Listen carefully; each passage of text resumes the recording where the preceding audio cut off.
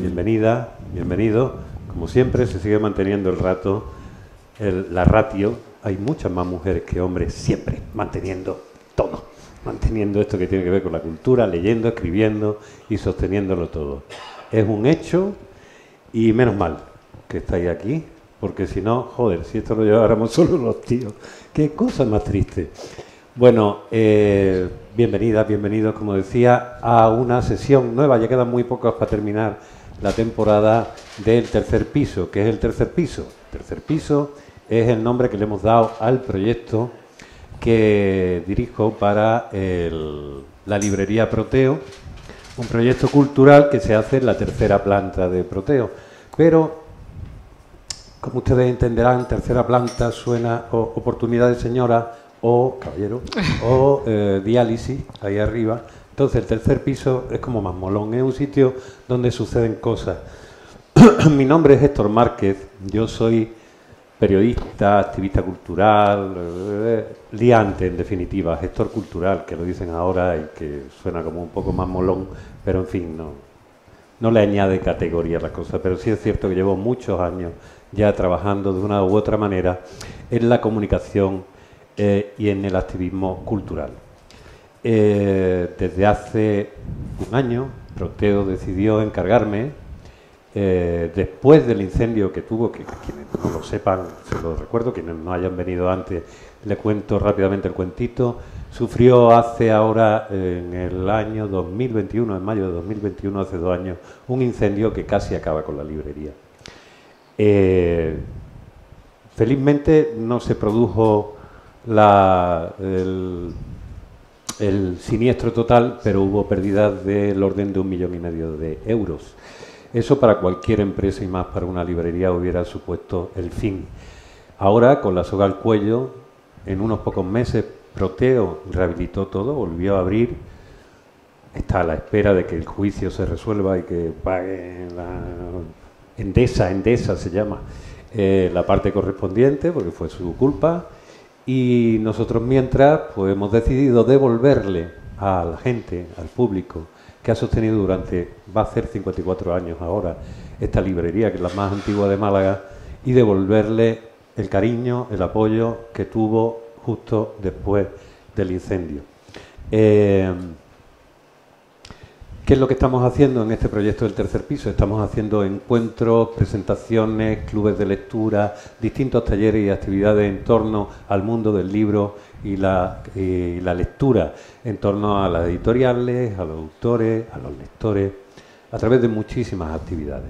Y no hemos parado, la verdad, no hemos parado. En muy poco tiempo hemos logrado una actividad, y está mal que yo lo diga, pero es real, que ha traído a lo largo de menos de 9 meses a más de 3.000 personas aquí, en esta sala, que a veces se ha llenado hasta el fondo, con gente de pie, alrededor de esta actividad del libro. Queremos abarcar todos los géneros y volver al origen de lo que eran las librerías. En un principio decir unos lugares, y esta en especial, desde donde la gente se encontraba para compartir ideas y para escuchar, digamos, un camino, una vía de qué podían leer, qué nuevas ideas podían encontrar. Hoy, en un mundo sobresaturado de información, hemos querido volver al encuentro directo. Sabemos que todo aparentemente está en las redes y pueden ustedes buscar cuál es el último libro y comprarlo por Amazon. Por favor, no lo hagan, no lo hagan. Que hay gente que viene aquí, lo escucha y dice: ¿qué me gusta tu libro? Voy a comprar por Amazon, que cuesta 50 céntimos menos. Vete a... Bueno, el caso es que aquí, como decimos, estamos intentando recuperar eso, poniéndolo en valor en estos tiempos, donde creo que, y vamos a hablar seguramente de esto con Anabel, después del confinamiento y la pandemia, nos hemos dado cuenta de lo importante que es estar conectados los unos con los otros. Se decía en la Biblia que no es bueno que el hombre esté solo. No sé si eso lo dijo Dios, dependen ustedes o quien sea, pero quien lo dijo tenía razón. Es que el hombre no sabe estar solo, no puede estar solo, es una criatura de relaciones. Y aunque están muy bien las redes sociales para establecerla, nada mejor que la comunicación directa. hoy tenemos aquí a una de las psiquiatras más conocidas popularmente en España, Anabel González. Ella trabaja en el Hospital Universitario de A Coruña.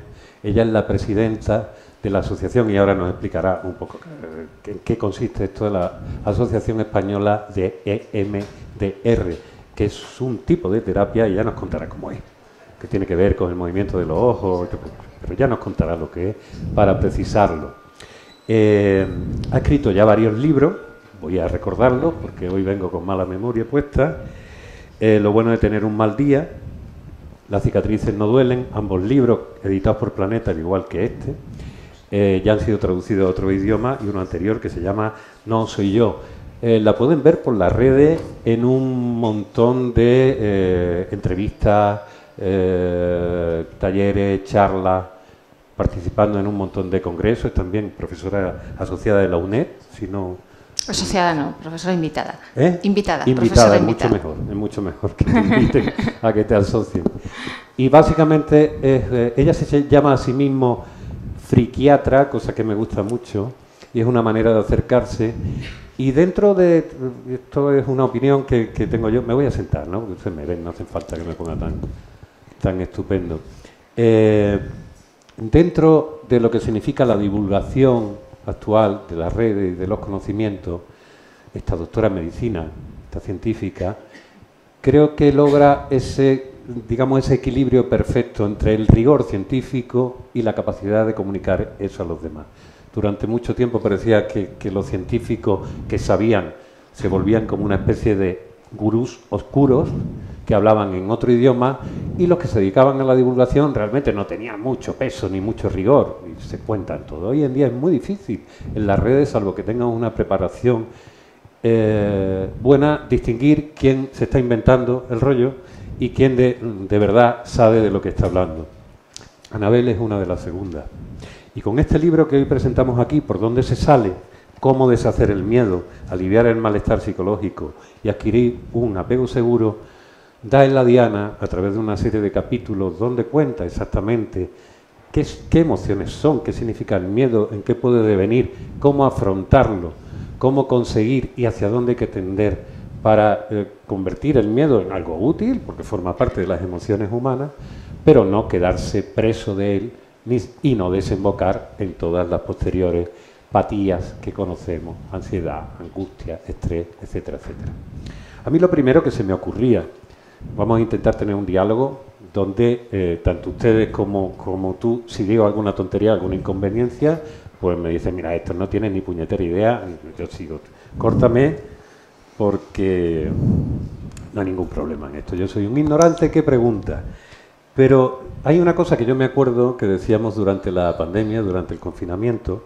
Ya me dirás en qué medida este libro tiene mucho que ver con eso de estas saldremos mejores. Permíteme la percepción. La percepción que me da es que creo que todavía no hemos salido del laberinto, que nos ha pasado por encima un camión y que estamos en esa fase, no sé cómo lo llamáis los psiquiatras y los terapeutas, como de evitación, de vamos para adelante. Pero la sensación que me da es como cuando un niño se da cuenta de que sus padres no eran sus padres, que le han mentido todo el tiempo y que encima los que están al cargo les importa un bledo y no saben lo que están haciendo. Y eso creo que ha generado, en general, una sensación de angustia, de indefensión en la humanidad, y que ya no tiene, si tenía alguna, ya no tienen la confianza en que alguien sepa por dónde se sale. Entonces me parece muy oportuno este libro, que en el fondo devuelve al individuo, digamos, las vías por hacerse cargo de sus propios problemas y de encontrar, con lo que se sabe, con el rigor de la ciencia y con las técnicas que tú conoces a lo largo de muchísimos años de práctica, qué es lo que tiene, qué es lo que no tiene y cómo afrontarlo. Dime si estoy muy equivocado en esa percepción que he dicho del... Yo creo que dentro de unos años, dentro del análisis psicopatológico que haremos cuando nos llegue un paciente a consulta, le preguntaremos cómo te fue con la pandemia. Yo creo que es como un test, sí, un test de muchas cosas. Yo creo que hay gente que puede que sí que haya salido mejor. Ajá.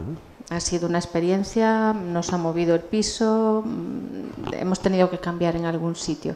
Habrá algunos que estén igual y hay mucha gente que está tocada, porque fue mucho tiempo, ¿no? Lo de saldremos mejores lo decíamos al principio, ¿no? En modo esto, ¿no? Así diciéndonos unas frases motivadoras, lo vamos a llevar mejor, ¿no? Woody, ¿estás por ahí? Creo que eso está un poquito alto porque se está... Gracias. Sí, sí, sí. Pero después de un ratillo ya nos fue empezando a llegar. Y el problema es que parecía que salíamos, pero no, parecía que salíamos, pero no, y estuvimos así 2 años y pico. Y el estrés continuado ya acaba siendo hasta tóxico para el cerebro. Y ahora estamos de resaca, una resaca bastante larga, que no creo que se nos pase pronto. Y a ver, yo creo que en 2 años a lo mejor sí que podremos mirar para atrás sin que nos afecte. ¿Tú has percibido, digamos, en tu trabajo terapéutico con la gente que va a consulta contigo, has percibido digamos, una subida de algo, una bajada de algo, o más o menos se mantienen, digamos, el índice de angustia, de ansiedad? Yo creo que somos tan diferentes. Hay cosas que son comunes, pero hay gente que echa de menos las mascarillas, claro. Hay gente que echa de menos el confinamiento, porque detrás de la mascarilla tú no tenías que mostrar nada, claro. ¿No? Entonces, en cierto modo, ibas como con tu escudito y en el confinamiento no tenías que enfrentarte a nada. Hubo gente que en el confinamiento estuvo mejor, hubo gente que estuvo fatal, ¿no? Pero yo creo que somos como muy diferentes y toda esa etapa a cada uno le activó lo suyo. Pero sí que es cierto que fue mucho tiempo. Mucho tiempo que si no te tocaba por un sitio, te tocaba por otro. Si no se enfermaba una persona cercana, tenías algún tipo de limitación.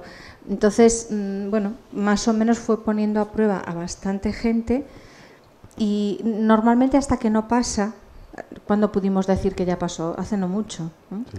Y ahí es cuando se empieza a notar. Yo creo que hasta ahí fuimos aguantando. De hecho, al principio estábamos muy sorprendidos de los pacientes graves nuestros, lo bien que llevaron el primer año. Pero claro, ahora ya no. Ahora ya no. Ahora como cuando ya pasó es cuando se te cae todo encima, ¿no? Y ahora está cuando está pasando factura. Oye, ¿no se podía dar también, digamos, que vivimos en una sociedad donde habíamos creado una falsa idea de control?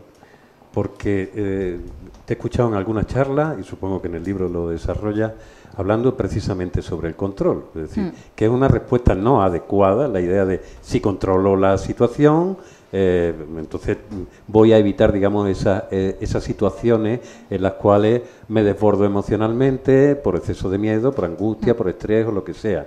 Y en el fondo esto nos ha dado una enorme lección de decir, queridos, esto es pura incertidumbre, aquí hay una cantidad de cosas que no podéis tener, digamos, en cuenta. No sé si podríamos decir que somos una sociedad del control, no lo creo. No lo creo. Yo creo que ha habido sociedades en las que el control estaba mucho más presente, ¿no? Regímenes autoritarios, sociedades con unas reglas mucho más rígidas. Somos una sociedad en la que todo está cambiando todo el tiempo. Pero hay gente que para poder llevar eso, ¿no? El que los cambios sean tan rápidos, el que uno nunca sepa muy bien, ¿no? No sabes nunca qué hacer con la jubilación, porque como te van a cambiar los criterios, ¿no? Entonces todo el mundo está así como que, bueno, pues a veces recurrimos al control un poco como una manera de decir que por lo menos alguna cosa sea predecible. Entonces vino la bendita pandemia, que no había forma de predecir absolutamente nada, y los que cayeron más en la trampa del control lo pasaron peor, claro, porque es que no había manera de controlar aquello por ningún lado, ¿no? Oye, y tú como especialista y como persona que te dedicas a tratar con personas, obviamente entiendo que todo esto es una cuestión vocacional.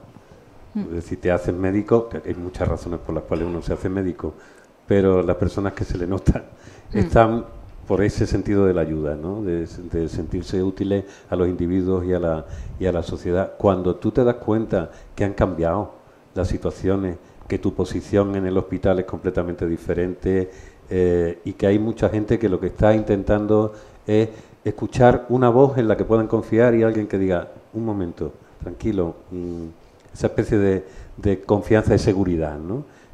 ¿Cómo reaccionas ante eso? dice, a ver, ¿de dónde puedo yo ayudar? A mí en la pandemia me dio por las redes sociales. Yo, de hecho, Antes no eras tú...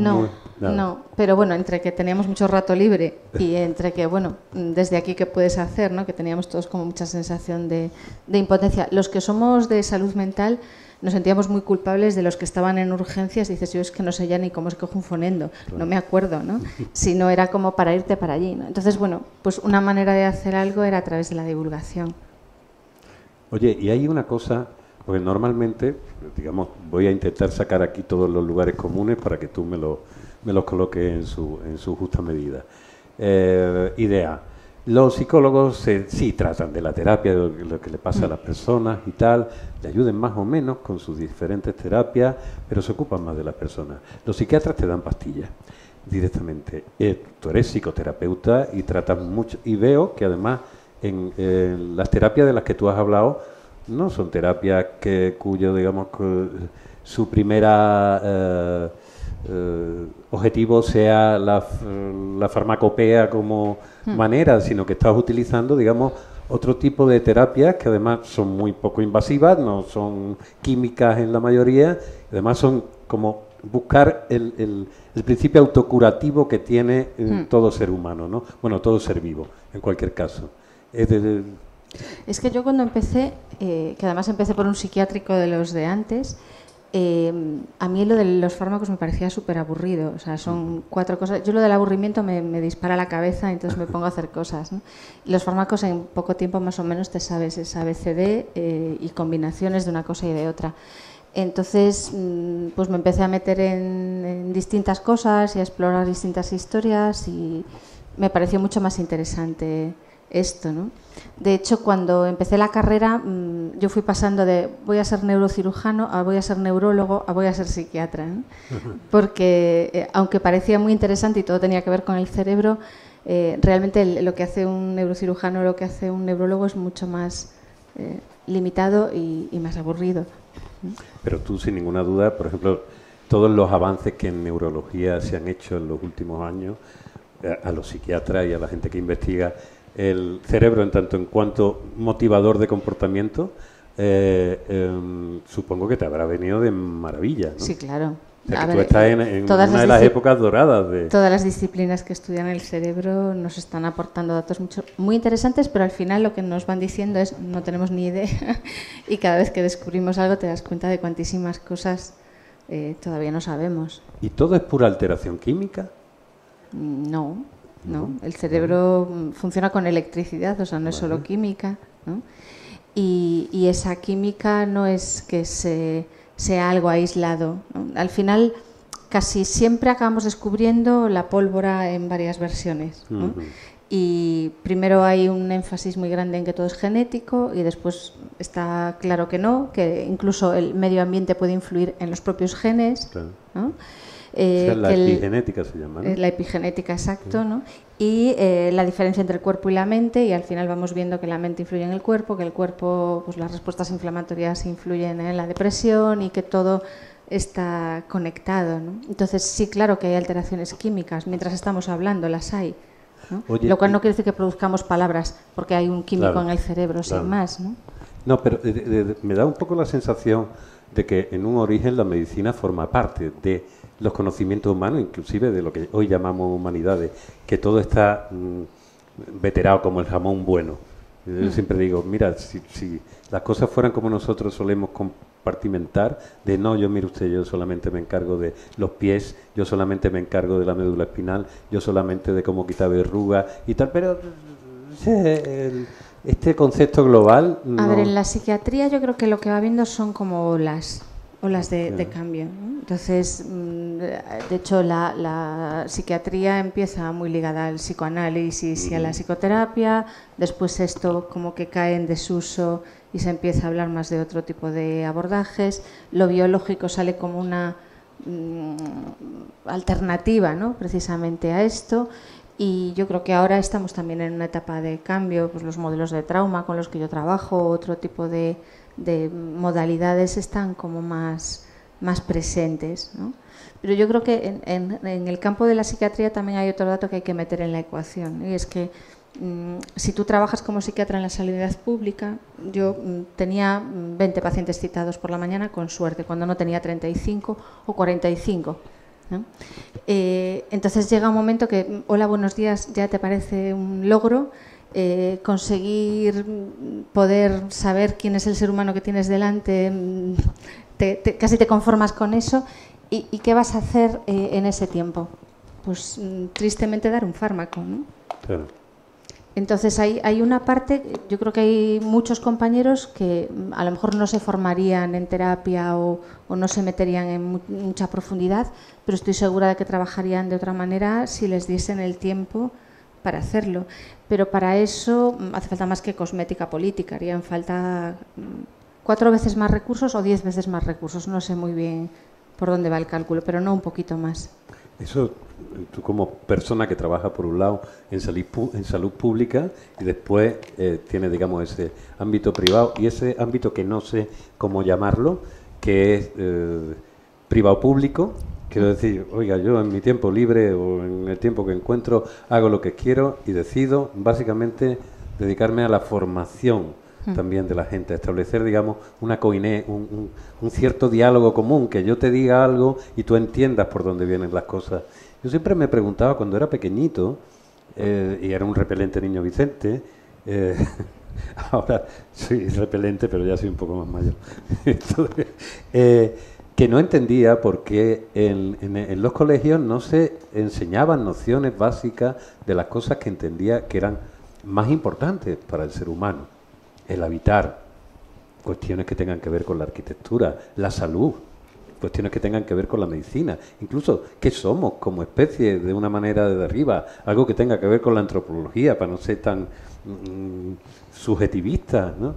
Y me acuerdo cuando llegaba lo de la medicina, había entonces médicos cercanos a la familia, no sé cuánto, decía, pero tú qué vas a poner a todo el mundo, a cualquiera que no haya estudiado, a opinar sobre medicina. A lo mejor si tienen algo de que hablar, nos ahorramos 7 pasos de uso indebido, de exceso de saber, de conocer el cuerpo.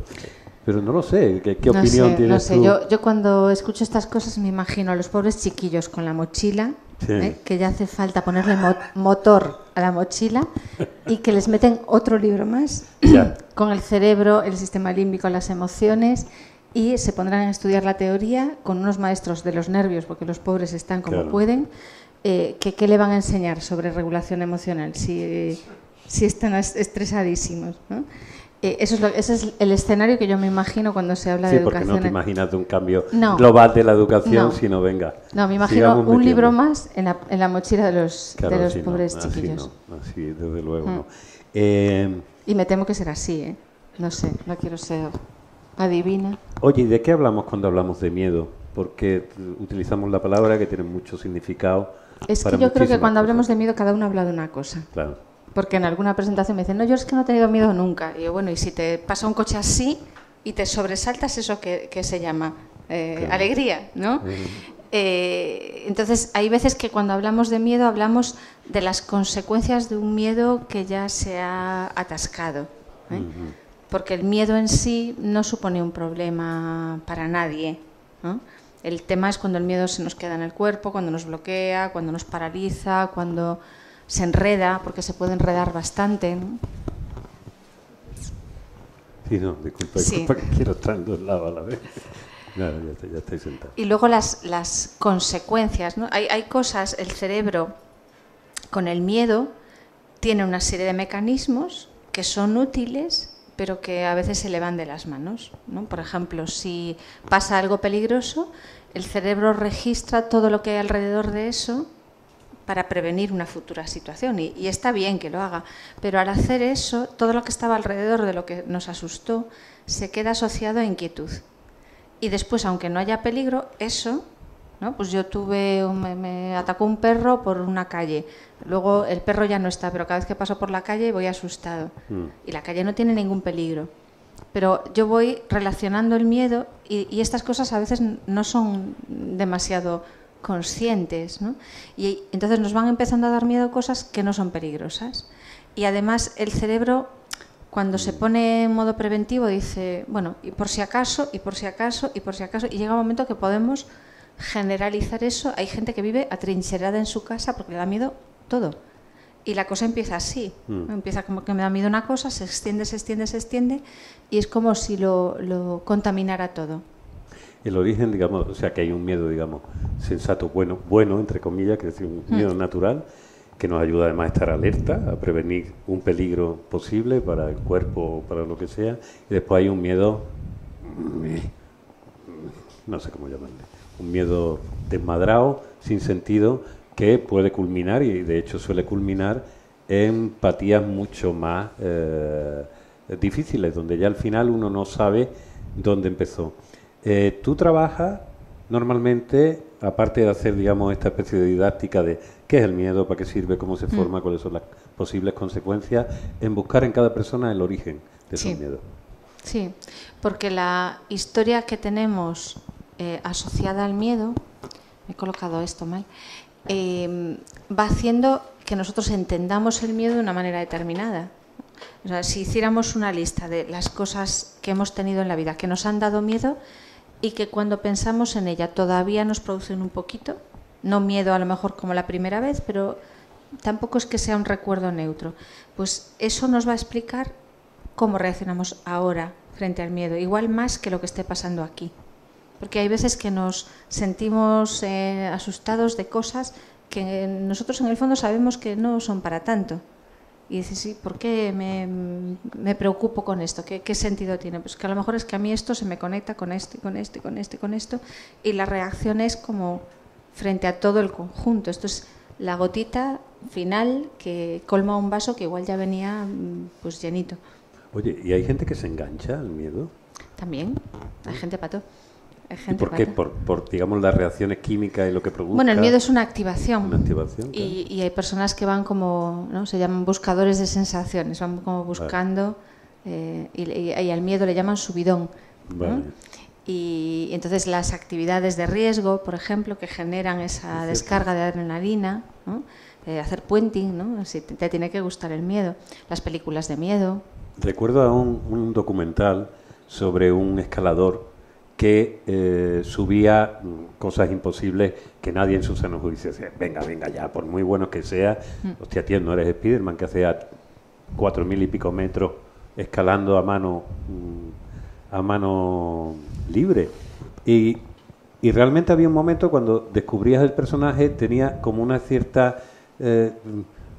estaba dentro de un cierto espectro autista, con lo cual había emociones que él no sentía de manera natural. Es decir, él era consciente de que él era distinto a los demás y solo en esos estados sentía algo parecido a estar conectado directamente. Entonces es muy curioso cómo... Fíjate, te iba a hacer una pregunta, a ver si esto es normal. Yo tendría unos 20 y pocos años y en una noche que salgo con mis amigos a celebrar con dos grandes amigos. Bueno, pues vamos a algún pub y volvemos de noche en el coche de uno de ellos. No hacía mucho, se había sacado el carnet. Y era verano, recuerdo, había lloviznado algo en esa noche y a la vuelta, ponle 1:30, 2 de la madrugada, entonces estaban los pubs y los bares abiertos hasta las tantas. En una curva, los que estéis aquí lo conocéis, en el Paseo Marítimo de Málaga, había una mancha de aceite. Entonces, al tomar la curva, el coche derrapa, hace una especie de trompo y al girar se va contra la mediana, o sea, una medianera, como creo que se llama, ¿no? Eso que divide. Yo es que no conduzco, o sea, que mi nivel es usuario chungo en el tema automovilístico. Entonces, aquello hizo, dio una media vuelta y se quedó hasta que cae en medio de la mediana, después de hacer clac, clac, clac, clac, clac. Y justo en ese momento, ya cuando cae así, pasa un camión, un tráiler follado. ¡Fum! Esto que dice, hostia de la que nos hemos librado. Más allá del tema, lo que sí recuerdo es que en el momento en que aquello empieza, yo automáticamente, que estaba detrás, un amigo conduciendo, otro aquí sentado con la guitarra, yo aquí detrás, veo como todo se para y como en las películas esta cosa de Matrix, directamente. Veo a mi amigo, wow, moverla y tal, al otro aquí cagado, y tal. Y yo sentirme enormemente tranquilo, era como decir, o sea, fue tan impactante esa percepción que digo, wow, como, y pensando, digo, uy, ahora voy a ver mi vida por delante, a ver qué es lo que viene. No, simplemente aquello casi se detuvo hasta en el momento en que pasó el camión, hizo ¡fum! Entonces todo volvió, ya todo el mundo empezó a hablar. Yo tenía como una extraña serenidad, no sé. ¿Y al pasar sentiste miedo? Cuando No, pasó no, todo, no, después. Después no sentí miedo. Mi compañero estaba temblando y se me iba encima. El otro, además curiosísimo, porque en ese momento me di cuenta de cómo era, digamos, cómo era cada uno de mis amigos. El primero que conducía, su primera reacción fue mirar hacia atrás para ver si algo nos había pasado, ir con la mano a protegernos. El que se me iba encima pasó de todo y se quería disolver. Y yo me quedé como si hubiera venido me hubiera tocado Dios, como diciendo... ¿Y nunca después notaste el miedo? ¿Eh? ¿Nunca notaste el miedo? ¿Nunca noté miedo? Ahí no. Después, no, ahí no, después. ¿En situaciones así? No, después de esa situación, sobre esa situación. No, sobre esa situación en concreto no. Después, yo no conduzco. Y una de las razones por las cuales no conduzco no fue por eso. O sea, era muchísimo tiempo antes. Cuando yo vi que mi padre de chico, cada vez que conducía, se convertía en una especie de basilisco. Y después veía cómo funcionaban la gente en los coches. Y he tenido accidentes, varios, de gente que conducía. Es decir, conducir no, gracias, básicamente. No me fío ni de mi capacidad de reflejo. Soy el que mueve las manos y tira todas las cosas y tal. Digo, ya, aquí no, esto no va a ser conmigo. Supongo que es miedo ante la situación. Nunca me he negado a subirme, incluso en situaciones donde digo... Uf. Pero me extrañó aquella reacción fisiológica que de pronto decía... supongo que lo que me decía... Esto es un mecanismo disociativo y es un mecanismo que tiene el cerebro. Es como los fusibles. ¿No? Sobrecarga, desenchufo. El tema es que ese miedo se te ha quedado por ahí en algún lado. Sí, ¿no? Ok. Yo supongo que me vendría antes. Es decir, que el miedo a esa situación era antes.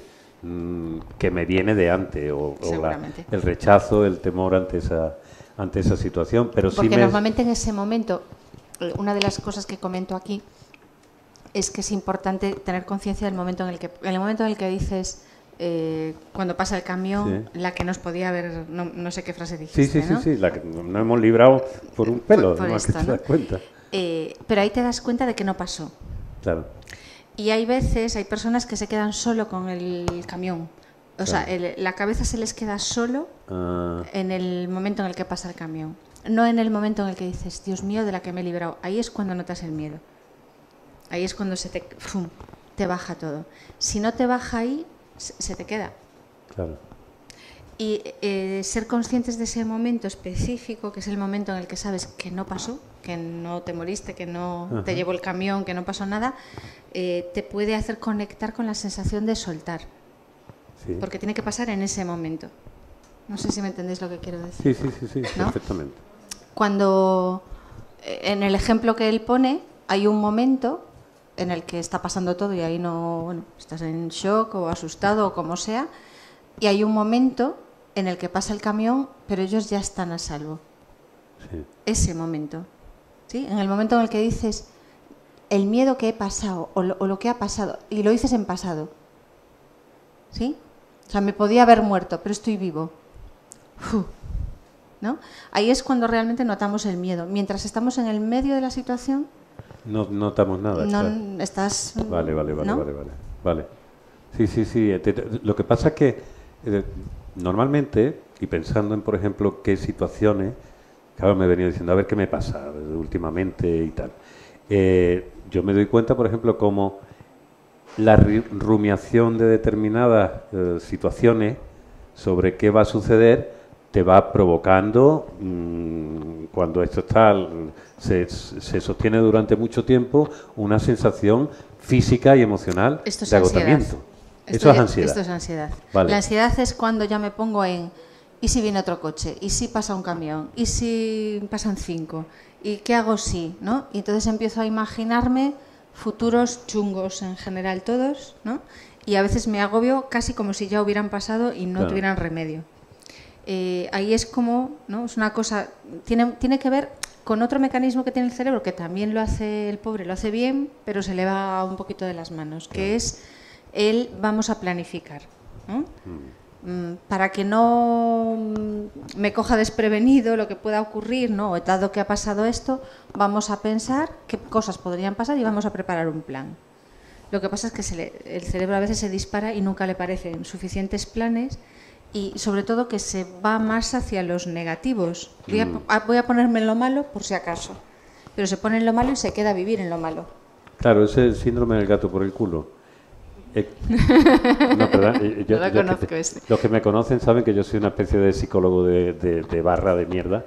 No tengo ni idea, pero me gusta... hay una cosa que es el síndrome del gato por el culo, que viene de un famoso chiste, que supongo que conoceréis todos. El chiste es de un señor muy malhumorado que tiende a cabrearse y que va solo en un coche por la noche por una carretera regional y de pronto ¡pum!, se le pincha la rueda y se da cuenta de que no tiene gato y entonces empieza a cagarse en todo, a cabrearse y toda esa historia. Mira para alrededor, no hay móviles, este es un chiste de antes de los móviles, no hay ninguna posibilidad, y mira y ve al fondo una casilla encendida y entonces dice, allá que voy, es tarde, es de noche.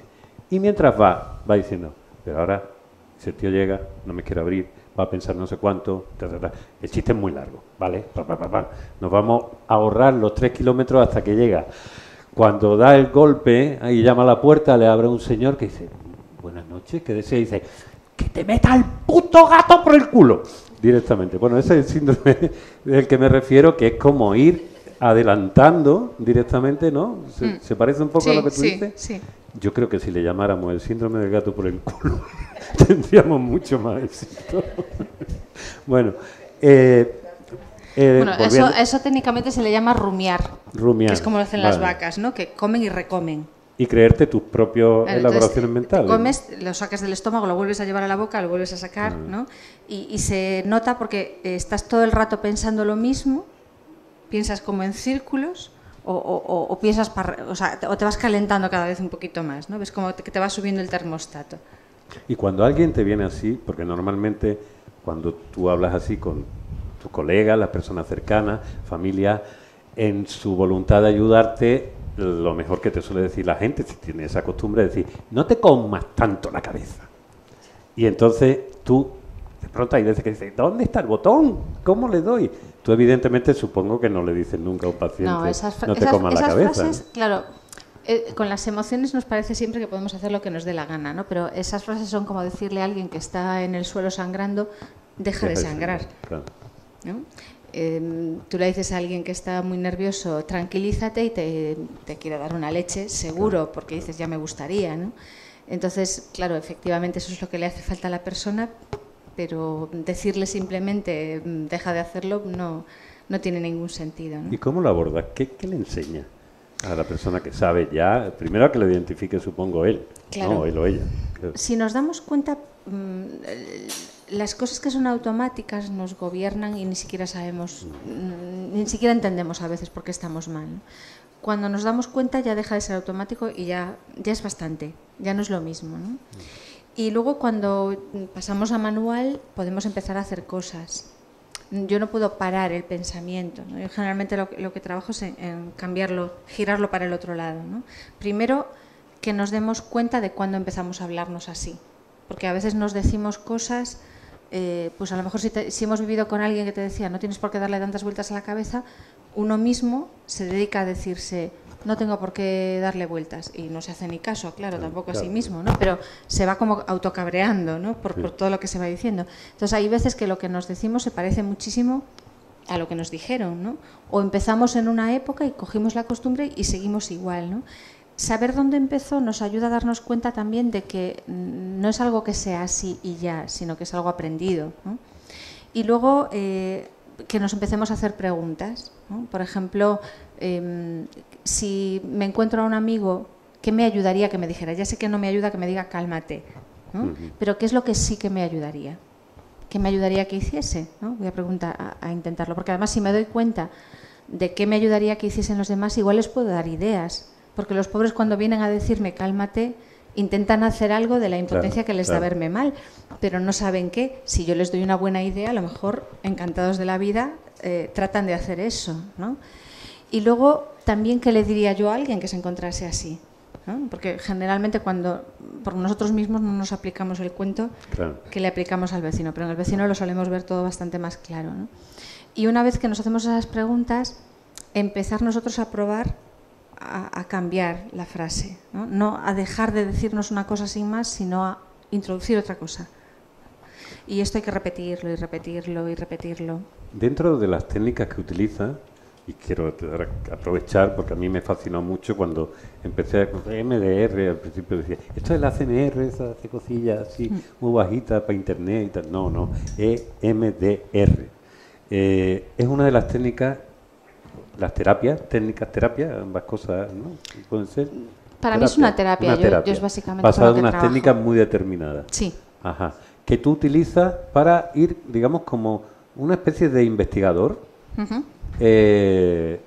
hacia el fondo de la herida. ¿Dónde nace el origen? ¿Dónde se disparó esto? ¿Cuál es el rosebud de la gente? Sí. Antes tú contabas esas situaciones, sí. Pero a nosotros, por ejemplo, nos puede llegar un paciente que tiene pues ansiedad o que no puede dormir o bueno, le pasa cualquier cosa X. Y nosotros lo que vamos a hacer es mirar cuándo empezó eso y qué estaba pasando en ese momento. Es una de las primeras preguntas que hacemos, ¿no? Y a veces uno no tiene conciencia de qué pasaba en ese momento, pero vamos a ver cómo eran las cosas en ese momento, con quién estábamos, si hubo cambios, si no. El tema es ir buscando qué experiencias, qué recuerdos son los que tienen más relación con lo que le pasa a la persona ahora. Y esa es la parte compleja, porque no siempre es porque obvio. La mayoría de las veces ese origen está como muy tapado, ¿no? Sí, porque no son cosas a veces muy graves, ¿no? Claro. La base de nuestra historia está en nuestra infancia. En nuestra infancia las cosas que le pueden afectar a un niño son distintas de las que les pueden afectar a los adultos, ¿no? Entonces las miramos con los ojos de adulto y digo, bueno, esto era una tontería. Oye, pero igual cuando eras pequeñito no era tanta tontería, ¿no? Entonces hay cosas que están como por ahí, hay cosas que están tan atrás, que hace tanto que no piensas en ellas, que tampoco te parece, porque no es un pensamiento que te torture ni que todos los días le estás dando vueltas, ¿no? Entonces no siempre es fácil encontrarlo, ¿no? Una vez que los localizas, luego se va trabajando los recuerdos principales y se van desbloqueando. Y el MDR, terapia técnica, sirve para acceder con más facilidad, para desbloquear esos recuerdos que están más ocultos. ¿Puedes explicar un poco eso? Porque teóricamente tiene que ver con movimientos rápidos de los ojos, sobre ¿cómo es la cosa? Una de las cosas que se utiliza es el movimiento ocular, que se ha visto que tiene varios efectos. Pues baja un núcleo del cerebro, que es la amígdala, que está relacionado con el miedo y con las emociones negativas, baja de actividad cuando hacemos ese tipo de movimientos, ¿no? Hay un tipo determinado, cuando dormimos, hay varias fases en el sueño, ¿no? De hecho, en una de las fases hay movimientos también de los ojos espontáneos, y hay una fase de sueño profundo en la que el cerebro todo va como a un ritmo más lento, ¿no? Bueno, pues cuando hay este movimiento ocular en la terapia, se ve que el tipo de ondas cerebrales son como esas del sueño profundo. Entonces, ahí, produce una serie de efectos que hacen que el recuerdo deje de tener carga emocional después de trabajar en él. Te puede llevar una sesión o te puede llevar varias, pero al final el recuerdo que al principio te podría dar miedo, por ejemplo, pues ya no te da ningún miedo.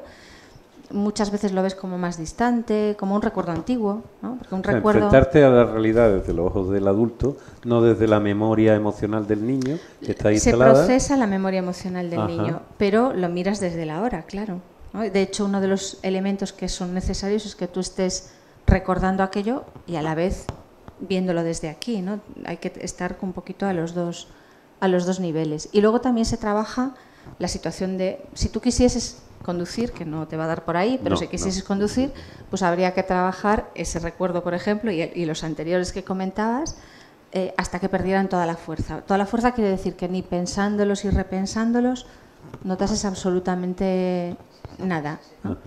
Y después las situaciones de coger el coche ahora, claro, porque no vale solo con trabajar lo de atrás, también hay que trabajar eso, y también nos tenemos que poder imaginar conduciendo, cruzándonos con un camión, y que todo sea neutro, ¿no? Como que eso de atrás ya no influya negativamente a ningún nivel. Entonces hay que seleccionar cuáles son los recuerdos, desbloquear cada uno de esos recuerdos, y eso en principio elimina el problema. Ajá. ¿Y cómo eso de los movimientos oculares? Es decir, ¿le somete a un estado de hipnosis donde se mueven? ¿O son unos ejercicios que dicen, mira para allá, mira para allá? No, el paciente tiene que seguir un movimiento que nosotros hacemos así, sin mover la cabeza, solo con los ojos. O sea, como el péndulo. Sí, pero en recto, porque el péndulo tendríamos que hacer una cosa más rara, ¿no? También se hace a veces con estimulación táctil, con sonidos, todo tiene que ser como de un lado y del otro. Ese es el punto. Y llegado eso a un momento... La persona está totalmente consciente, claro, no es hipnosis, no tiene nada que ver. Ajá. Entonces, claro, ahí quien se tiene que prestar es el paciente. El paciente algunas veces te notas que hay algunos que son especialmente reacios de decir, ¿qué me van a hacer? A ver, si alguien no lo quiere hacer, no lo hace y punto. Que decir, claro. Esto no es obligatorio, ¿no? Pero hay pacientes que lo quieren hacer y no. Vale. ¿No? O sea, que de verdad que quieren entrar en el recuerdo, pero a la vez están como echando el freno de mano, porque hay recuerdos que son difíciles, ¿no? Bueno, pues para eso está el terapeuta, por eso no se hace esto en casa uno solo poniéndose a mover los ojos, porque es complejo. Oye, perdón que me vaya por ahí, pero es que me ha venido a la cabeza. Me da un poco la sensación de que estamos en un momento social donde el trauma forma parte ya de nuestra conversación. Sí. Del mismo modo que antes era algo que permanecía oculto. ¿Qué es esto del trauma? Ahora que tiene voz, que tiene palabra, que tiene foco, la que se pone tanto foco en la importancia de la salud mental, que antes no era tan así, también nos estamos dando cuenta que hay como una especie de bonificación de la persona traumatizada. Dentro del mundo, además de las redes sociales, parece que hay una competencia por ser más víctima que nadie. Esa es la percepción que yo tengo así de psicólogo de mierda, en este caso de sociólogo de mierda, ¿no?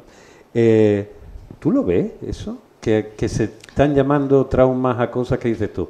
A ver, un momento. A ver, lo que para una persona es un trauma es una cosa muy personal. Vale. Yo creo que no podemos juzgar por el hecho objetivo la repercusión que pueda tener para la persona, por lo que decía antes, ¿no? Porque yo puedo tener una situación aquí que a lo mejor tú puedes decir, oye, pues no tiene tanta envergadura, pero es que tú no sabes lo que ha pasado aquí y lo que ha pasado aquí. Entonces, a veces la reacción ante esto no es ante esto, ¿no? Okay. Esto lo primero.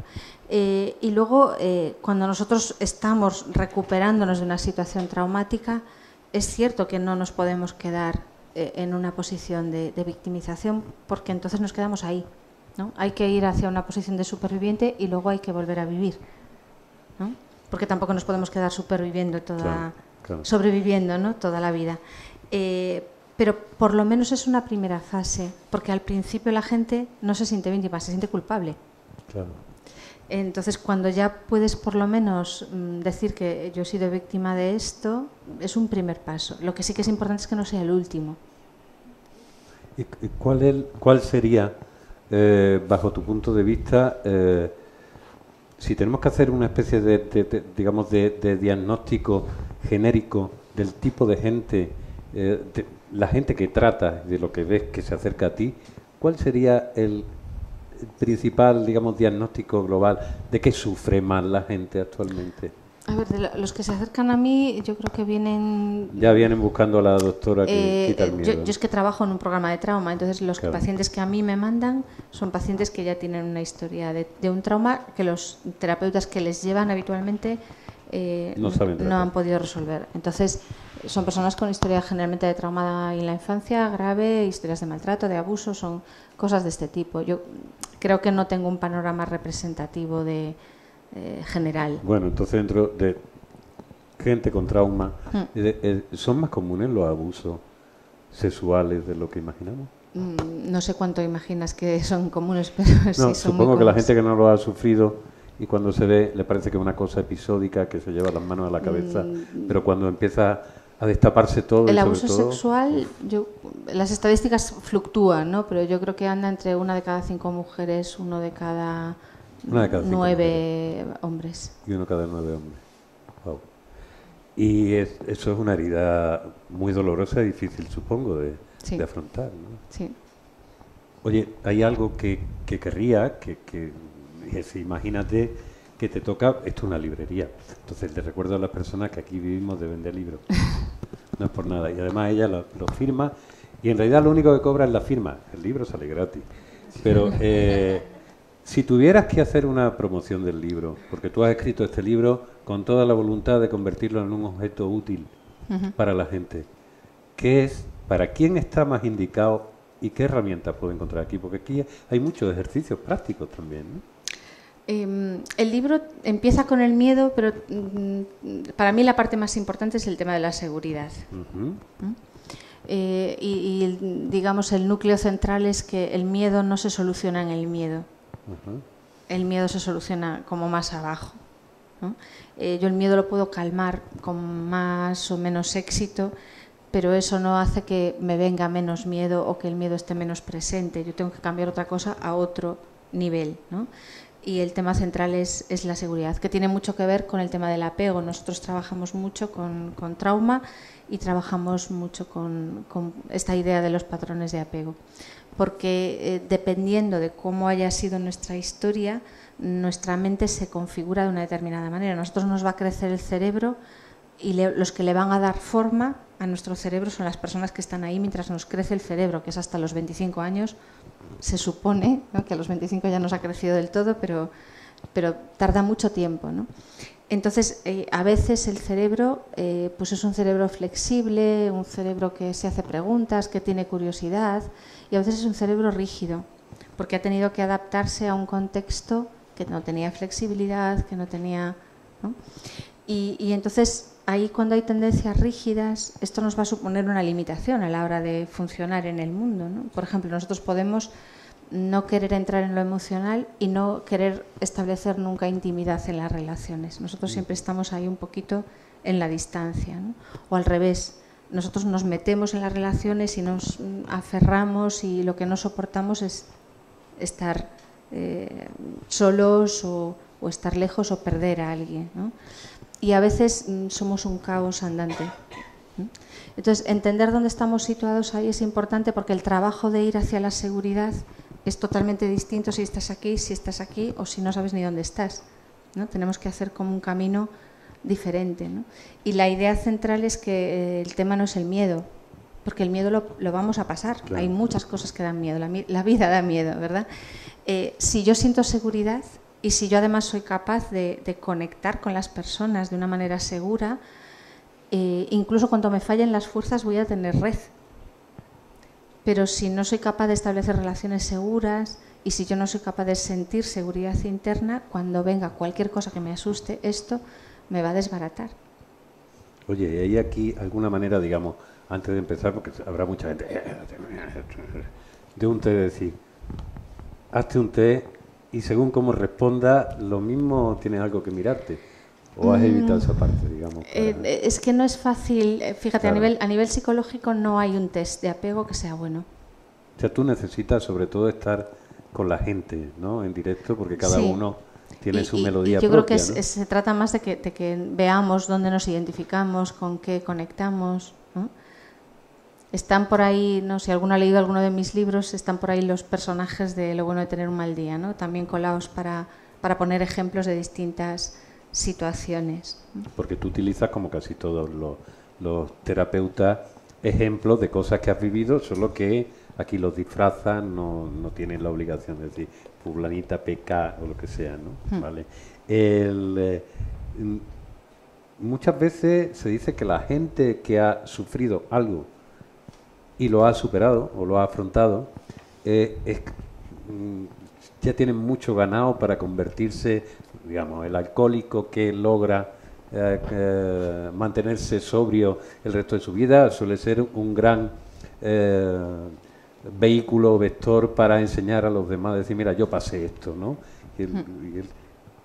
¿Tú te has aplicado algunas de las cosas o has sufrido algunas de las cosas de aquí o has tenido la enorme suerte de nacer con la confianza en tu Hay un poco lugar? la mitología de que el terapeuta tiene que ser un atormentado. Sí. Sí, El psiquiatra más Aarón, ¿no?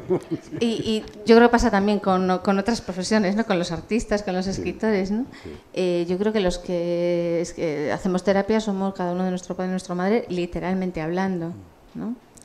Y todos tenemos cosas y a todos nos han pasado historias, y yo me hago mi terapia también regularmente, porque creo que para trabajar en esta profesión necesitamos también nosotros arreglarnos un poquito la cabeza, ¿no? Pero no me considero una persona... Uy, perdón. Se me ha escapado. ¿Se sigue oyendo? Sí. Que no me considero una persona que hable desde la experiencia propia, tanto como desde la experiencia de toda la gente con la que yo he trabajado. Y lo fundamental, supongo, en esta profesión es un grado importante de empatía, supongo, ¿no? Bueno, te tiene que gustar la gente, si no... Claro. Y a ti la gente te sigue gustando. Y a mí la gente me gusta, sí. Yo es que antes conocía a psiquiatras que digo, pero a esta persona no le gustan las personas, básicamente. Bueno, porque a veces si llevas mucho tiempo trabajando en esto, yo tengo muchos compañeros que juegan demasiado al golf. Quiero decir... Y yo creo que eso es... Hemos entendido la metáfora. Es una traumatización vicaria. O sea, yo creo que si trabajas o te buscas la manera o te acabas desconectando, porque es un trabajo jodido, vamos a decirlo con todas las letras, ¿no? Tienes que estar como en contacto con el dolor y con muchas historias, ¿no? Te llevan muchas veces los problemas de la gente, pues supongo que habrá habido problemas que te habrán conmovido como a cualquier ser humano. Te lleva algunas veces los problemas a casa y dices... Llega un momento que aprendes a no llevártelos. Aprendes, ¿no? Con el tiempo. Claro. Supongo que al principio te acostabas con lo que le había pasado a fulanita o perenganito. Pobre criatura, ¿cómo hago yo para ayudar a esta criatura? ¿No? Y al final lo mejor es mantener esa distancia adecuada, ¿no? Tienes que implicarte cuando estás en el trabajo y tienes que desconectar, porque si no se te explota la cabeza, claro. Mira, yo me tiraría todo el tiempo charlando contigo, pero es que están aquí un montón de personas que queréis, supongo, preguntarle y algunos que seguís. Así que abro, y por supuesto dime, oye, esto no me has preguntado nada de esto, que era lo importante. Así que ya te digo que tú tienes toda la libertad. ¿Alguno quiere preguntar algo? ¿Tiene alguna duda? Sí. Mira, pues toma esto, di tu nombre y haz la pregunta. Gracias. Gracias. Mi nombre es Alejandro Villegas. Doctora Anabel, ¿el caso de la terapia MRD puede ser efectiva para el trastorno obsesivo compulsivo? Hay algunos estudios ahora ya en trastorno obsesivo compulsivo y bastante experiencia. Lo que pasa es que el trastorno obsesivo compulsivo es un conjunto de problemas y hay muchas personas que tienen este tipo de síntomas, en la que a lo mejor un factor es el más importante, en otras otro y en otras otro, ¿no? Por ejemplo, tiene un cierto componente genético. Hay muchas veces una parte que tiene que llevar medicación, porque sin la medicación la cantidad de vueltas que da la cabeza, si no se bajan un poco, casi es difícil que la terapia pueda funcionar, ¿no? Pero hay veces que también tiene una base traumática, por ejemplo, y que hay una serie de experiencias que pueden influir. Entonces, en esa parte sí que puede entrar en juego esta terapia. Y como te digo, hay ya, no sé, 2 o 3 estudios un poquito amplios en el que se ha visto un buen resultado. O sea, que sí podría ser una alternativa siempre y cuando, ¿no? Porque a nosotros nos viene también gente a terapia a veces diciendo yo no creo en los medicamentos, ¿no? Que esto, si uno es un psicólogo, dice, claro, yo tampoco, ¿no? Yo terapeuta y tal.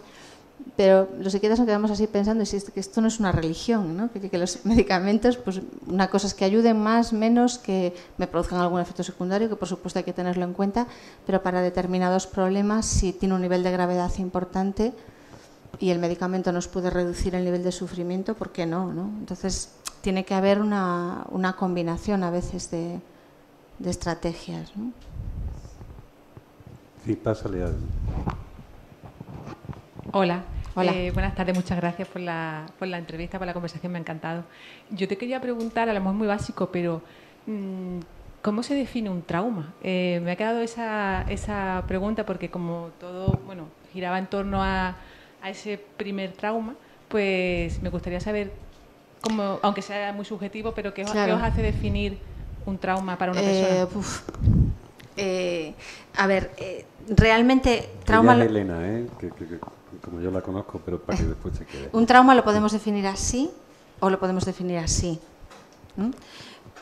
A nivel más restringido, un trauma sería una situación en la que tú vives una situación de amenaza, en la que hay algo que te produce un impacto y que es una amenaza para tu integridad física o para la vida. No, esta sería la definición más estricta. Pero claro, aquí no entrarían cosas pues como un abuso emocional, por ejemplo, que sabemos que puede producir consecuencias muy graves, ¿no? O como otro tipo de situaciones, ¿no? Entonces se van incluyendo como traumas más cosas. Ahora, nosotros, por ejemplo, desde MDR estamos como reformulando un poco la idea de no hablar tanto de traumas como de memorias.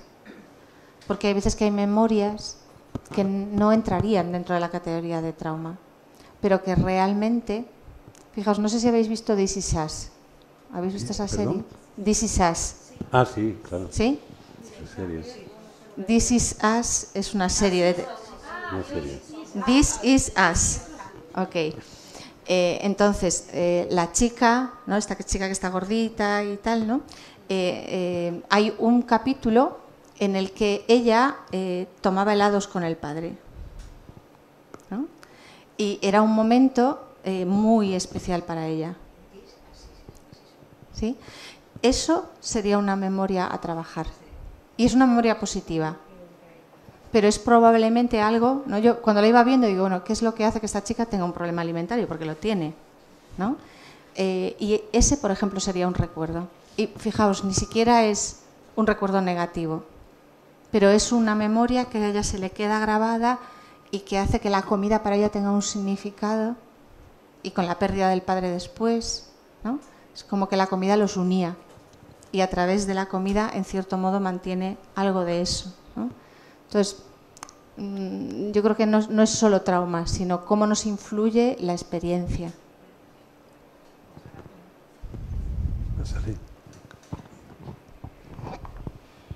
Hola, me llamo África. Por favor, te quería preguntar, ¿es posible que los inhibidores de la recaptación de serotonina dejen de tener efecto, no tengan ningún efecto?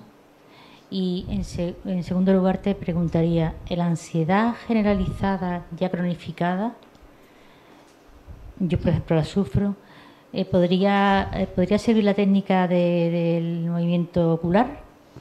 Bueno, es otra manera de entrarle. Yo lo que a veces no tiene sentido, a veces la medicación ayuda, a veces hay que dar una vuelta a qué tipo de fármaco. No es que un medicamento tenga obligatoriamente que perder efecto, ¿eh? Hay personas que toman el medicamento, que tienen un problema muy crónico, deciden, de acuerdo con el médico, tomarlo de forma permanente y el efecto se puede mantener. O sea, no es que obligatoriamente caduque, pero puede pasar a veces, ¿no? Y a veces lo que ocurre es que hay... yo siempre cuando le doy un fármaco a los pacientes les digo, pero no como doping. Quiero decir, a veces nos exigimos un montón, nos pasamos toda la vida cuidando a todo hijo de vecino menos a nosotros mismos, y la medicación viene a ser como el doping del deportista, que para rendir más, o sea, ya me estoy pasando de del autocuidado, o sea, no me estoy cuidando, ¿no? Pero para tirar para adelante me tomo medicación para tirar más. Y claro, la medicación llega a un momento que tampoco, porque yo voy a seguir forzando. Si yo tengo más fuerzas y las utilizo para gastarlas en mi vecino y no gastarlas en mí, pues al final me desgasto más, ¿no? Entonces hay veces que la medicación ayuda un poquito, pero si no ayudamos al mismo tiempo con una terapia de otro tipo, la medicación da para lo que da. Es cierto que hay veces que sin la medicación estamos tan angustiados que es imposible, pero suele ser bueno acompañar. Puede ser MDR, puede ser otro tipo de terapia, no obligatoriamente, pero...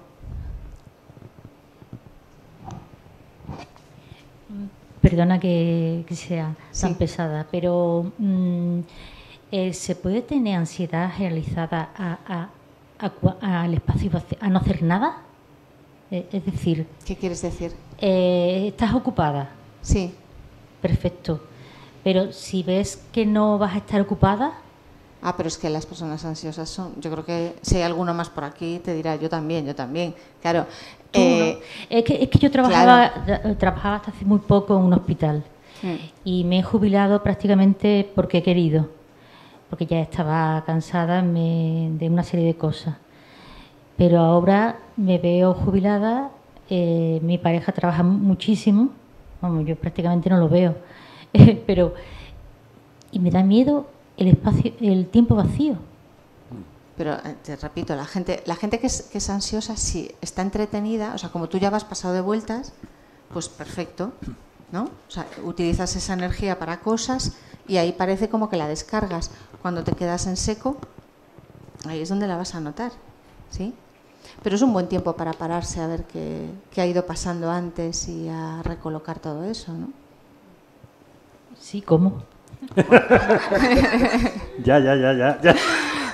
Pues una reflexión podría ser, es decir, no para que la hagamos ahora, que no es el lugar, ¿no? Pero ¿cuándo empieza la ansiedad? ¿No? El sitio donde empieza a veces nos da algunas claves, ¿no? No te lo digo para que me lo contestes, ¿no? Y luego también hay que ver un poco si llevamos carga acumulada, ¿no? Que decíamos antes de la pandemia. Cuando salimos de una situación, si tú dices, en el trabajo yo he estado teniendo una serie de situaciones que me cansaron y no quiero más, pues a lo mejor cuando sales de ahí, cuando dices ya pasó, es cuando te viene flap, ¿no? La carga del tiempo que llevaras tolerando esas situaciones, ¿no? Igual que ahora estamos en la post-pandemia y es cuando se nos cae encima la carga de estos últimos años, ¿no? No sé, todo esto va muy por el aire, claro, pero cuando nos perdemos y no encontramos, pues eso a lo mejor sí requiere una terapia y verlo con calma, con alguien que nos pueda ayudar a verlo un poquito más, ¿no? Pero terapia te refieres con psicólogo. Claro. No es tan fácil encontrar un buen psicólogo, ¿eh? Pídele el teléfono, también lo hace online, ¿no? No, yo no. Ella es no hago psiquiatra. yo no hago, Psiquiatra. Sí, los psiquiatras también hacemos terapia, pero yo no tengo consulta privada. No, pero tú no haces cosas online también. No, yo no tengo consulta lo privada. que son formaciones. Formaciones. Perdón. Sí, Vale, tienes razón. Pero hay... A ver, en Málaga hay mucha gente, ¿eh? Mucha gente y mucha gente muy buena. Espera, me gustaría recomendar este libro de una psiquiatra estupenda. Encantada de conocerla y quien no lo tenga, pues animo a comprarlo porque este está muy bien, pero este es fantástico. Bueno, 2 por 1. Solamente se cobra una firma, mirad qué chollo, es directamente. Discúlpame, ¿no te importa pasarle a aquel caballero que había querido también? ¿O tienes alguna pregunta más que hacer? Muy buena, yo soy Joaquín Irigoyen y tenía tres preguntas, si puede ser. Una de ellas es si los años que nos marcan la capacidad de relacionarnos con los demás más importantes, como son los 3 primeros, según los psicoanalistas, ¿no? Son los 3 primeros donde nos marcan cómo nos vamos a relacionar con los demás. Si eso es así o no es para tanto. Otra pregunta es la retirada de los antidepresivos, que está dando problemas por lo que estoy leyendo últimamente y que recomiendan que sea lenta, pero ese lento, ¿qué quiere decir? Porque he visto casos en los que se ha hablado de 15 días en cada escalón o casos en los que he visto 6 meses en cada escalón. ¿Me dejas irte contestando cada una? Sí, porque sí, soy como el pececito Dory y cuando llegues a la tercera no me voy a acordar de la primera. Sí, claro. Entonces, la primera era si eran muy cruciales esos primeros años. La forma en la que funciona nuestra cabeza, el modelo de apego, que es una de las cosas de las que hablo aquí, se forma al año de vida. ¿Sí? Fijaos que pensamos que los niños pequeños no se han enterado de nada y ahí ya tienen como unos patrones básicos, muy básicos, pero ya se empiezan a formar ahí. Y en los 2 primeros años el cerebro tiene un crecimiento abismal, luego poquito más. Fijaos, la cabeza de los niños es más grande en proporción al cuerpo, ¿no? Entonces el desarrollo cerebral es en esos primeros años. Lo que pasa es que el cerebro luego sigue haciendo conexiones. Y si nosotros no tenemos un apego seguro de base, nosotros podemos evolucionar hacia un apego seguro.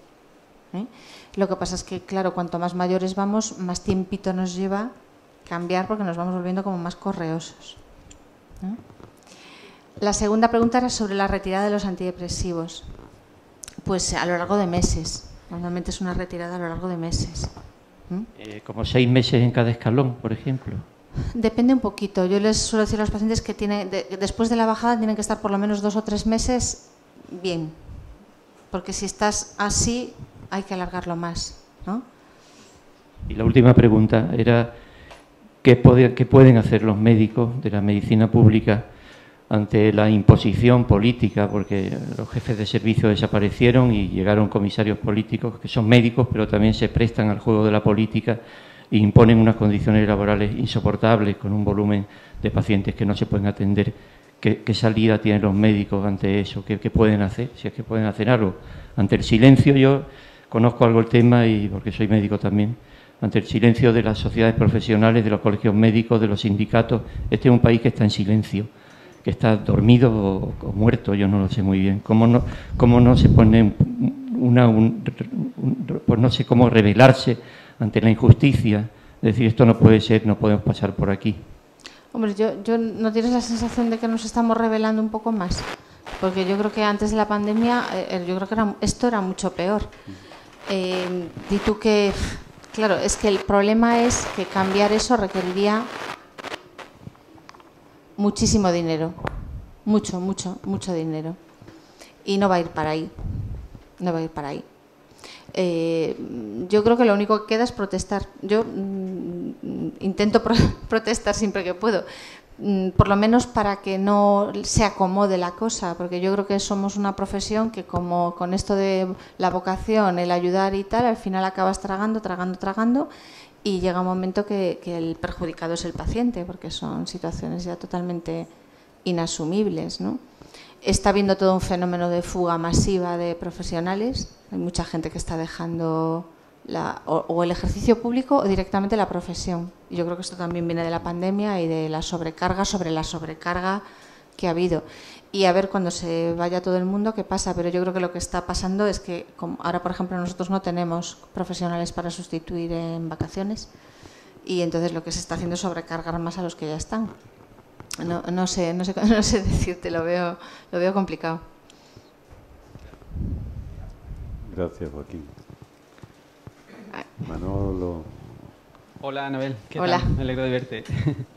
Mira, yo creo que ha habido una parte de la conferencia o de la entrevista que yo considero muy importante por mi profesión también. Y es que me gustaría que me explicara o que diera algún esbozo de qué importancia tiene el controlar la rumiación para ir disminuyendo ese miedo y esa salida. Gracias. La rumiación es probablemente el mecanismo de regulación más problemático. Es algo que va multiplicando el malestar, ¿no? Le damos vueltas y vueltas a las cosas y eso va haciendo que se vaya poniendo peor. Y yo creo que cuando eso aparece es una de las primeras cosas que tenemos que trabajar. Tenemos que dejar de hacer, cambiar, ¿no? A veces nos puede valer hasta buscarnos una frase, meter otra cosa, ¿no? Bueno, tenemos distintos tipos de técnicas y de herramientas ahí, ¿no? Hay veces que el tema de la rumiación no está en la rumiación, sino en lo que está debajo, ¿no? Por ejemplo, una paciente me decía, yo es que mientras estoy enfadada conmigo misma no noto lo triste que estoy. ¿Sí? Y hay veces que debajo hay vergüenza y debajo hay otras cosas, ¿no? que si nos damos cuenta y empezamos a hablar de ellas, a lo mejor también baja la rumiación, ¿no? Y luego hay pacientes que están en estados depresivos profundos que tienen que tomar fármaco, porque en estados depresivos profundos la rumiación está ahí y eso no lo sacas a pelo. Entonces, bueno, yo creo que hay que ver cada caso en su medida, pero que si por lo menos nos damos cuenta, lo que pasa es que el rumiador profesional, ¿no?, se da cuenta de que rumia y se riñe a sí mismo por rumiar, que esto ya es el rizar el rizo, ¿no? Entonces me enfado porque me enfado conmigo mismo. ¿Y por qué me enfado conmigo mismo? Entonces esto es un arte, ¿no?, ya muy sofisticado. Claro, hay que darse cuenta con cariñito, si no, no vale. Si nos vamos a dar cuenta, para darnos de palos, entonces no hacemos nada. Os reís unos cuantos por ahí, ya veo. Sí. Yo es que te voy a pedir cita. Por cierto, me gustó mucho la última pregunta porque me identifico. Pero bueno, lo que quería preguntar... ¿Cuál era tu nombre, perdón? Cristina, mi nombre es Cristina. Me encantó la charla. Una de las cosas que se me salieron al leer, bueno, no lo he terminado aún el libro, pero he leído algunos otros artículos sobre el apego. Y una de las cosas que dicen todos los profesionales es que el apego, incluso si no es seguro, puede cambiar dentro de la vida madura, sí, si tú lo estás trabajando. Pero también hay casi unanimidad que la única manera de hacerlo es volver a los tiempos de la infancia, cuando se construyó el apego ese. Pero ¿qué pasa si tus memorias de la infancia casi no existen? En el sentido que no lo tienes unas memorias muy, muy fragmentarias y que no provienen de la infancia pequeña, son mucho más de, no sé, 10 años para allá, y son muy episódicos y casi nada de la memoria pequeña. Entonces, ¿cómo lo vas a trabajar si tú no sabes nada de lo que realmente sucedió o solamente sabes esas cosas que tus padres ya te lo contaron? Son historias, no son memorias. Bueno, pero las memorias están. Las memorias siempre están. Pero ¿cómo lo sacas? Están. Eso. Están. Y no se trata de escarbar por donde no hay un camino fácil, ¿no? El cambio hacia el apego seguro es sobre todo a través de la reflexión. Y yo puedo empezar a reflexionar por aquello que sí recuerdo. ¿Sí? Esas memorias fragmentarias que tengo, con esas sí puedo trabajar. Y lo que trabaje con esas me va a facilitar en algún momento, cuando mi cerebro decida que es el momento, que pueda tener acceso a otras cosas. El camino es la reflexión y es pararme en lo que ya tengo. Y si con lo que ya tengo yo voy entendiendo, voy conectando, lo puedo hablar, lo puedo compartir. Eso sí, pero ¿qué pasa cuando lo que tú piensas que es tu memoria o lo que tú te acuerdas son acontecimientos o formas de ver tu vida que no te pertenecen a ti, que te lo han dicho tus padres, lo han repetido uno y otra vez. Pero tú tendrás recuerdos tuyos también. No muchos. A partir de algún momento. Sí, pero no de infancia pequeña. Pero no escarbes por donde no hay, busca por el otro lado. Vale. No tiene ningún sentido empezar por el lado difícil. Ok. ¿Sí? Sí. Donde sí haya recuerdos, porque además lo que otro nos cuenta nunca es la historia. Pues ya lo sé. Claro, ni lo que nosotros recordamos. Quiere decir, un recuerdo nunca es una transcripción literal de lo que ha pasado. Completamente. Es un recuerdo. Sí. Entonces, yo tengo recuerdos formados con lo que me ha contado, pero tengo alguno que sí lo tengo, ¿no? Sí. Y en esos sí puedo empezar a profundizar un poquito. Y es un camino que uno, si tiene un nivel de bloqueo importante, no tiene por qué hacerlo solo. Es algo que es... bueno. Sí, lo estoy intentando en terapia. Claro, pero mira, muchas veces hay recuerdos que están bloqueados o etapas que están bloqueadas y yo creo que lo que no tiene sentido es escarbar ahí, porque si el cerebro bloquea cosas, las bloquea por algo, ¿no? El de aquí el amigo se desenchufó para protegerlo de que se le explotara la cabeza con el accidente, ¿no? El cerebro lo hace siempre muy bien. Sí. Entonces, cuando yo voy trabajando cosas, llega un momento que van viniendo los recuerdos. ¿Por qué? Vale. Porque el cerebro ya sabe que puede. ¿Sabes? Entonces hay 1000 cosas en las que trabajar para tener que empeñarnos en empezar por el lado más difícil. Vale, entonces es un proceso, un camino bastante largo. Y además, cuando yo me meto presión, el cerebro te dice, pues no me da la gana. Ya. ¿Sí? Gracias. Entonces tú lo aflojas, dejas que se esponje y él ya verás que te va diciendo cositas. Eso de fluir es muy difícil. Os voy a decir, si no os importa que quedan 10 minutos para cerrar, ella va a estar ahora firmando. Nos quedaríamos, yo creo que toda la tarde. Una de las cosas que estaba observando es ver cómo, a medida que la gente habla y habla ya de sus problemas, elevamos la mirada como diciendo, algo de eso tengo yo también, algo de esto me toca. Bueno, yo solo darte las gracias por lo que me parece un honor tenerte aquí. Creo que la misma pasión con la que la gente pregunta habla de la necesidad que existe. Sigue escribiendo libros, sigue estando en eso de las redes, aunque supongo que tampoco tú querías ser influencer ni nada de eso. No tienes pinta de eso, pero gracias por encontrar, porque hablas mucho de la confianza aquí y de la sensación de confianza y de seguridad, y hay personas que no sé si generamos apego o no con ellas, pero que sí hay unas que te dan más confianza que otras, y tú eres una de ellas. Os pido un enormísimo aplauso para Anabel y gracias por venir. Muchas gracias a todos. Gracias.